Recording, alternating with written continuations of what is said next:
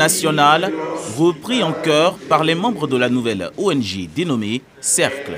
Ce cercle de réflexion se veut un cadre d'analyse et de propositions face aux problèmes que vivent les différentes couches de la société. L'impact des réseaux sociaux sur la jeunesse ivoirienne a notamment attiré l'attention de ces experts. On ne sent pas chez les jeunes une responsabilité dans l'utilisation des réseaux sociaux. Donc, ils utilisent à tort et à travers, poster des photos, des images qui peuvent nuire à des individus et même leur porter préjudice. Les propositions seront formulées sous forme de livres blancs, publications et conférences en fonction des sujets traités. Des analyses fondées sur la spiritualité et le patriotisme. La particularité du cercle, c'est que nous accordons un grand intérêt à la spiritualité. C'est la colonne vertébrale du cercle. Nous sommes réunis ici, dans le cercle, vous avez des enseignants universitaires, vous avez des médecins, vous avez des officiers de l'armée, vous avez des administrateurs civils, vous avez des entrepreneurs. Tous, nous sommes réunis autour des valeurs spirituelles, éthiques et morales, sans lesquelles une société ne peut pas se développer. L'organisation Cercle est dotée de 3 organes, la présidence, le conseil des sages et le conseil national. Créé en mars 2022, ce pôle de réflexion enregistre 22 membres.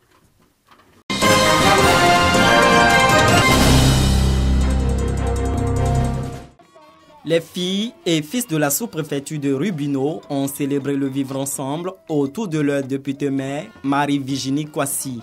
Les populations de cette sous-préfecture se sont donné rendez-vous au chef-lieu Rubino pour parler de paix et de cohésion sociale. Nous avons toutes les communautés. C'est une sorte de melting pot que nous avons à Rubino. Et je rêve de voir tous les enfants de Rubino se mettre ensemble pour construire Rubino. Nous avons beaucoup de défis à relancer, mais si chaque communauté se met dans son coin, on peut atteindre les objectifs, mais pas autant que si nous mettons ensemble. Le président de la mutuelle de développement de Rubino, Abou Diara, a été installé à cette occasion.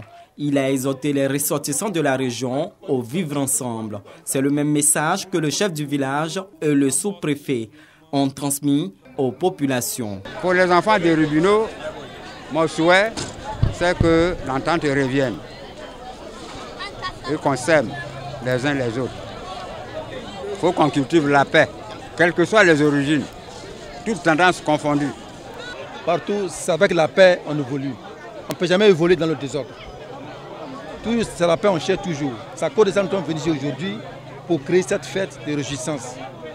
Pour créer encore la vraie paix entre nous. Nous sommes nés ici, il n'y a pas Abé, il n'y a pas Djoula, tout le monde est favori, on est ensemble. Marie-Virginie Kwasi a fait un don à la communauté musulmane et à la mutuelle de la diaspora de Rubino.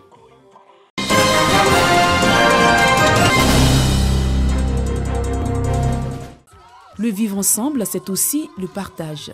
Autour d'un plat de lafri, mais à base de riz et de soumbara. Je vends tout le jour un sac. Ça là, c'est médicaments, tension, diabète. Sauce là, c'est aubergine, oignon, viande, truc. À travers notre festival, on appelle la jeunesse à la réconciliation.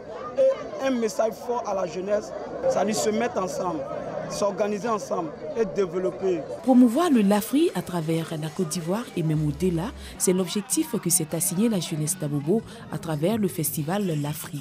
Plusieurs centaines de personnes ont pris part à cette rencontre gastronomique. Ce sont des jeunes qui communient ensemble et qui prennent le vivre ensemble, la cohésion sociale. Des jeunes ici de tous bords, que tu sois Bété, Doula, Baoulé, nous communions ensemble, nous parlons d'une même voix. Et c'est ça la jeunesse mature, c'est ça la nouvelle jeunesse de Côte d'Ivoire. Le festival Lafri n'est pas à sa première édition. Pour ce deuxième rendez-vous, le comité d'organisation entend mettre l'accent sur des valeurs à pérenniser. Notre maire, Mme Kandia, la pérenne nationale, elle a appris qu'il y avait du Lafri quelque part au BC. Et c'est sa commune. Elle dit, mais Likan, tu es où? J'ai dit, ah, moi je suis en train de me promener, je suis en train de voir quelque chose à Cap Sud. Elle dit, mais pardon, va voir mes enfants au BC rapidement. Et puis tu manges avec eux. Ah, heureusement, c'était pas fini, j'ai pris 40. Donc je vais avec ça. Voilà. Elle est très contente de vous sentir comme ça dans sa commune. Et ça fait plaisir. Joie et danse étaient également au rendez-vous de cette deuxième édition du Festival L'Afrique.